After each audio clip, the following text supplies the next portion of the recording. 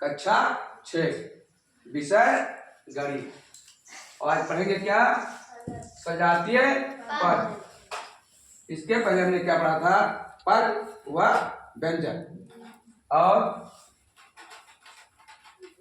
पद में उसके चर गुणांक तथा अचर गुणांक। तो चर गुणांक अचर गुणांक सभी को ठीक से समझ में आ गया है जी। तो अब हम पढ़ते हैं सजातीय पद। सजातीय पद की पहले परिभाषा देख लेते हैं। वे पद जिनके चर गुणांक पूर्णतः अर्थात चर राशि या राशियां तथा उनकी घात क्या हो? समान हो, तो ऐसे पद सजातीय पद कहलाते हैं। जैसे 3x और 7x। इसमें अब हम विस्तार से देखते हैं। 3x में चर गुणांक क्या है? x। 7x में चर गुणांक x। अब दोनों में देखते हैं, इसमें कितने चर हैं? इसमें चर राशि कितनी है? एक है। और वो क्या है? यक्ष।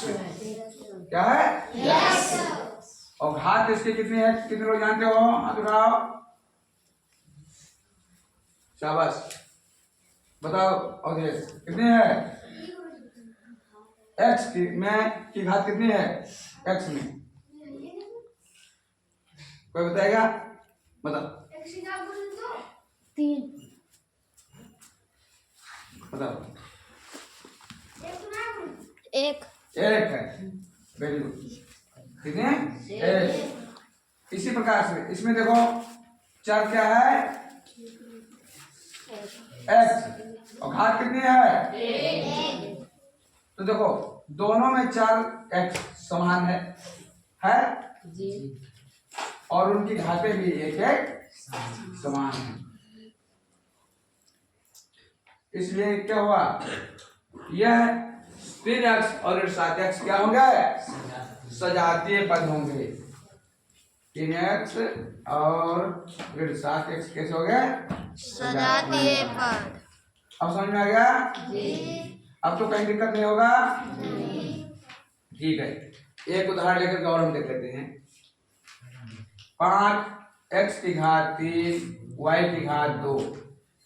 दूसरा है 3/5 x की घात 3 y की घात -2।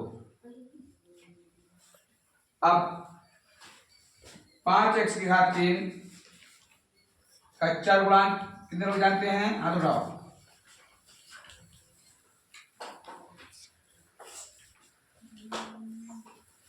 हाथ उठाओ।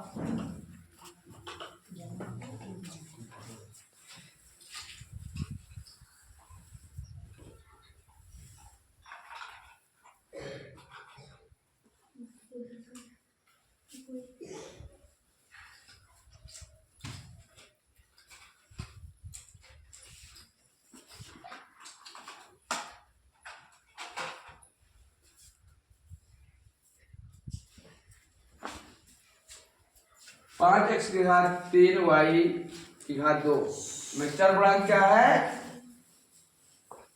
बताओ राजेंद्र।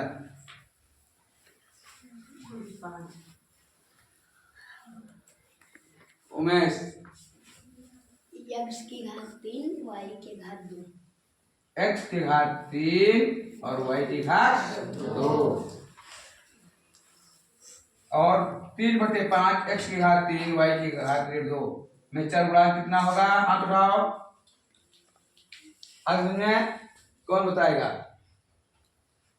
बताओ राम से राम।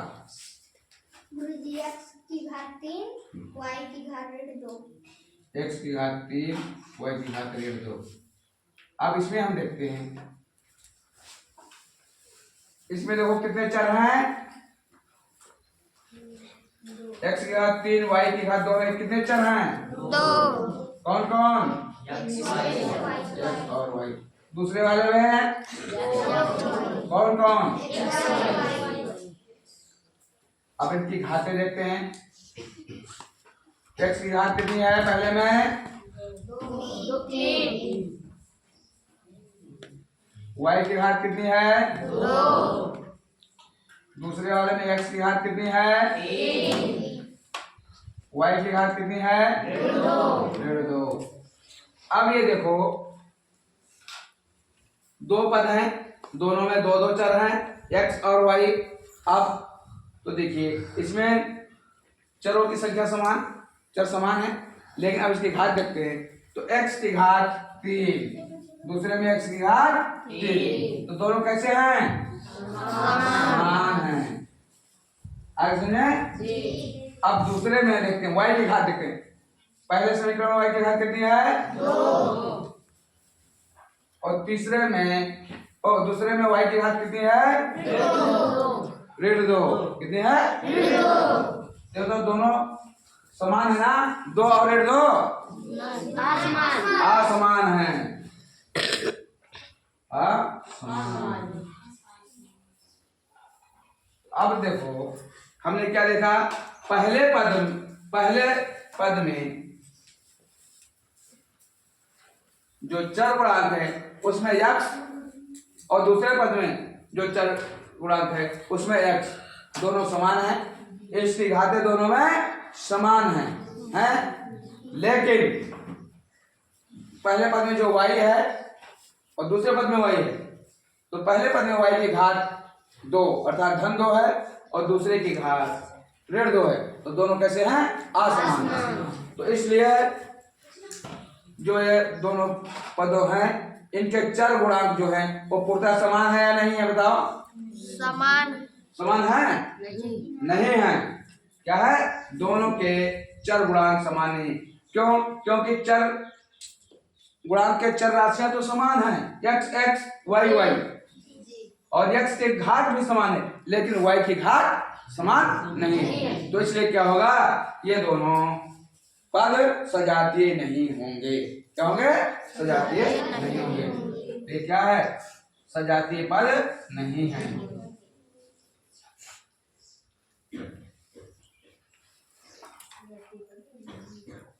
नहीं, अब समझ आएगा? अगर जो सब चीज मिल जाए लेकिन कहीं घात न करो, देखो इसमें देखो वैसे 2 और 2 दोनों है ना, दोनों समान दिख रहा है, लेकिन अंतर क्या है? एक धन 2 है, दूसरा 2.5, इसलिए दोनों समान नहीं है। तो जब पूर्णतः समान हो जाए, चर में जितने भी चर हैं x y इसमें है, 2 हो सकते हैं, 3 हो सकते हैं, 5 हो सकते हैं, 1 हो सकता है, फिर उसकी घात को देखेंगे। घात देखने में तो बराबर लग सकती है, जैसे 2 और 1.5 है, तो वहां भी ध्यान देने की जरूरत पड़ेगी। इसलिए हम सब चीज को बहुत ध्यान से देखेंगे कि सभी चीजें समान है। चर जो है वो समान हो, उनकी घातें पूर्णतः समान हो, तभी वो पद सजातीय पद होंगे, नहीं तो क्या होंगे? सजातीय पद नहीं होंगे। तो जो पद सजाते नहीं है उनको क्या कहते हैं? विजातीय पद। क्या कहेंगे? विजातीय पद। जो सजाते हैं उनको क्या कहते हैं? विजातीय पद। आगे समझ में? और इन सजातीय और विजातीय की आवश्यकता हमको कब पड़ती है? जब हमें व्यंजकों को जोड़ना या घटाना होता है, तो उसमें क्या होता है? हमको सजातीय पदों के अचर गुणांक जोड़ना या घटाना रहता है, तो उसमें हमें सजातीय पद और विजातीय पदों की आवश्यकता पड़ेगी। तो इसलिए अब आप सब लोग समझ गए हो ना? अब आगे हम व्यंजकों का जोड़ना व घटाना सीखेंगे। ठीक है, बाकी सब लोग नोट कर लो।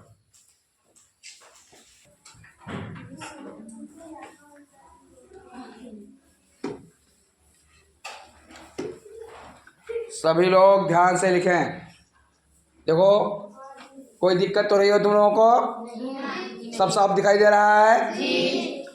ठीक है, जल्दी नोट करो, फिर आगे बढ़ाते हैं।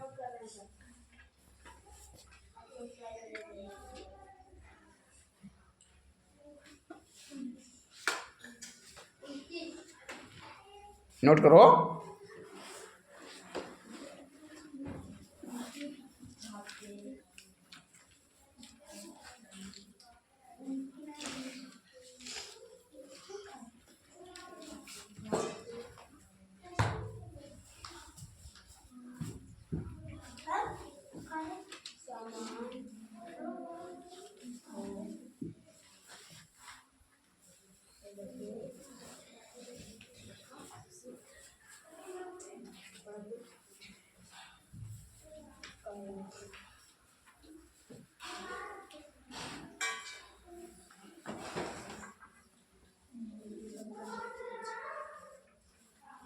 जैसे